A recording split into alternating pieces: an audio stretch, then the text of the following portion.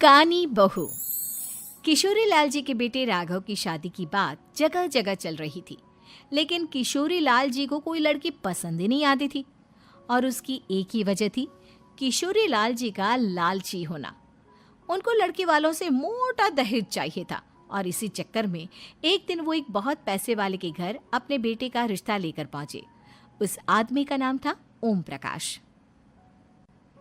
देखिए किशोरी लाल जी, मेरी एक ही बेटी है और मेरी सारी संपत्ति जायदाद सब कुछ मेरी बेटी नैना का ही है। पापा, नाम से लगता है बहुत खूबसूरत होगी। कितना अच्छा नाम है ना, नैना। ओ, वैसे बात तो सही है आपकी। अब इतना पैसा है, जमीन जायदाद है, इकलौती बेटी, आप भी क्या करेंगे? सब कुछ उसे ही देंगे ना। बिल्कुल ठीक पहचाना आपने। बस बेटी की शादी और सारी जायदाद उसके नाम। पापा, बिना देखे हाँ कर दीजिए ना। इतना अच्छा रिश्ता फिर कहाँ मिलेगा? माला माल हो जाएंगे हम। मैं अपनी बेटी को बुलाता हूँ।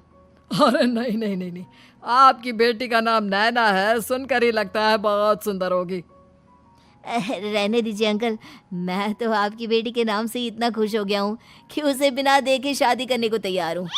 अब तो मैं उसका चेहरा सीधे शादी के बाद ही देखूंगा।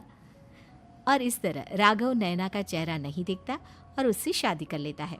शादी के बाद अपनी सुहाग रात पर जब राघव नैना का घूंघट उठाकर देखता है तो नैना की आंखें बंद थी। कितनी खूबसूरत हो तुम नैना, जरा अपनी आंखें खोलकर मेरी तरफ देखो तो सही। नहीं, मुझे शर्म आती है। अरे, मैंने तुम्हें शादी से पहले भी नहीं देखा, और अब अगर तुम आंखें खोलकर मुझे देखोगी भी नहीं तो मुझे अच्छा कैसे लगेगा?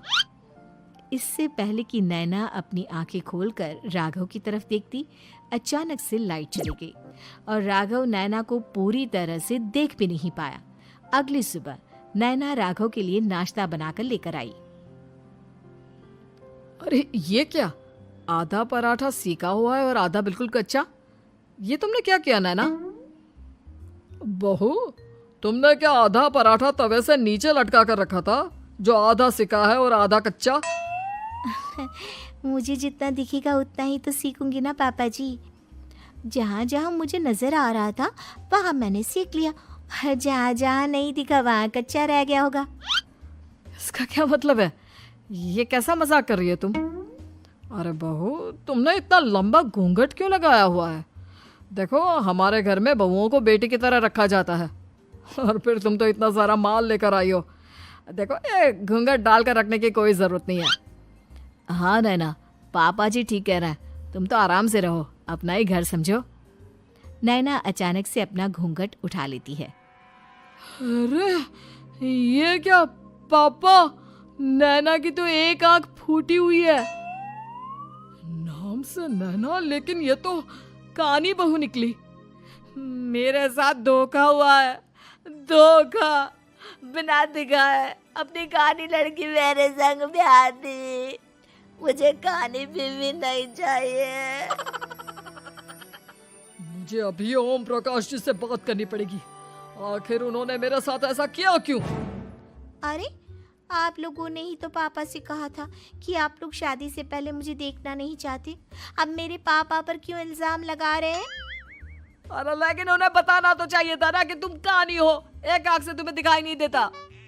किशोरी लाल और राघव नाराज होकर ओम प्रकाश को अपने घर बुलाते हैं। पापा जी, ये आपने क्या किया? शादी से पहले बताया क्यों नहीं कि नैना की आंखों में परेशानी है? अरे, आप ही ने तो लड़की देखने से मना कर दिया था। और लेकिन आप बता तो सकते थे। आपको तो हमारी बेटी की प्रॉपर्टी चाहिए थी, वो भी पूरी की पूरी। अब क्या हुआ अगर उसे आधा दिखाई देता है? प्रॉपर्टी तो आपको पूरी मिल गई ना। अरे ये क्या बात हुई? मेरी शादी प्रॉपर्टी से नहीं, आपकी बेटी से हुई है। अब ये तो पहले सोचना चाहिए था, तब तो मेरी प्रॉपर्टी देखकर तुम्हारी जुबान लप लपा रही थी। लेकिन मैं कानी लड़की को अपनी बीवी बनाकर नहीं रख सकता। पापा, कुछ करिए ना आप। हाँ, करता हूँ। देखिए ओम प्रकाश जी, आप हमारे साथ ऐसा नहीं कर सकते। और तुम देखो, अगर तुमने मेरी बेटी से शादी तोड़ी ना, तो जो भी प्रॉपर्टी मैंने तुम्हें दी है वो तो पूरी की पूरी वापस ले ही लूँगा, और आधी प्रॉपर्टी तुम्हारी भी लूँगा। अरे मेरी आधी प्रॉपर्टी भला क्यों लेंगे आप?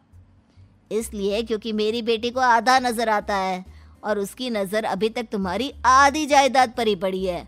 अब तुम उसे घर से निकालोगे तो कुछ तो लेकर जाएगी ना। और अगर हम आपकी बेटी को अपने घर की बहू बना कर रखे तो? तो तुम्हारी पूरी प्रॉपर्टी तुम्हारी ही रहेगी, और जो मैंने तुम्हें दिया है ना, उसमें से बस मैं आधा लेकर जाऊंगा। अरे लेकिन अब आप अपनी दी हुई प्रॉपर्टी में से आधी वापस क्यों लेकर जाएंगे? अगर मैं आपकी बेटी को अपनी पत्नी बनाकर रखने को तैयार हूं तो? इसलिए ताकि भविष्य में अगर तुम मेरी बेटी को धोखा दो तो उसके पास कुछ तो रहे जो पति का हो। वैसे मेरे पास तो बहुत कुछ है, लेकिन अपने पति की कोई निशानी तो उसके पास होनी चाहिए ना। अब अगर तुमने मेरी बेटी को कानी कहा तो तुम्हें प्रॉपर्टी भी कानी ही मिलेगी, पूरी नहीं। जमाए राजा। किशोरी लाल और राघव समझ चुके थे कि वो बुरी तरह फंस चुके हैं और अब उनके पास वहां से निकलने का कोई चारा नहीं है। अब समझ में आया ना, लालच बुरी बला होती है। एक तो तुम्हें प्रॉपर्टी मिली, ऊपर से बीवी मिली, उसमें तुम्हें नखरे भी दिखाने हैं। आए बड़े, चुपचाप बैठो दोनों। कुछ दिनों के बाद नैना राघव की कार लेकर बाजार घूमने निकलती है और जब कार लेकर वापस आती है, ये क्या? एक तरफ से मेरी गाड़ी पूरी खराब हो चुकी है।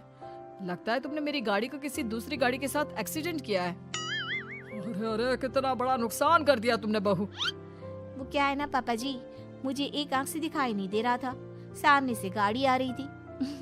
मुझे तो सिर्फ आधा ही दिखाई दिया और वो गाड़ी मेरी कार से रगड़ते हुए निकल गई। अब मैं क्या करूं बताओ? आप इसे ठीक कराने के पैसे कौन देगा? तुम्हारे पापा? तुमने मुझसे इस तरह से बात की? अभी रुको। नैना राघव की शिकायत ओम प्रकाश को कर देती है। देखो राघव, अब जो मेरी आधी प्रॉपर्टी तुम्हारे पास थी ना, उसमें से आधी और मैं लेकर जाऊंगा, क्योंकि तुमने मेरी बेटी को डांटा। अरे नहीं नहीं पापा जी, गलती हो गई, माफ कर दो। गलती की तो कोई गुंजाइश ही नहीं। अगली बार मेरी बेटी को डांटा तो बची हुई आधी में से आधी और ले जाऊंगा। लालच के चक्कर में हम दोनों ने बहुत बड़ी गलती कर दी बेटा। एक तो तुम्हें कानी बहू मिली और ऊपर से जो माल मिला वो भी काना। इस तरह राघव की हर एक गलती पर ओम प्रकाश उसकी प्रॉपर्टी का आधा आधा हिस्सा लेकर अपना सारा माल वापस ले गया और राघव को कानी बीवी से काम चलाना पड़ा। भाई लालच वाकई में बुरी बला है।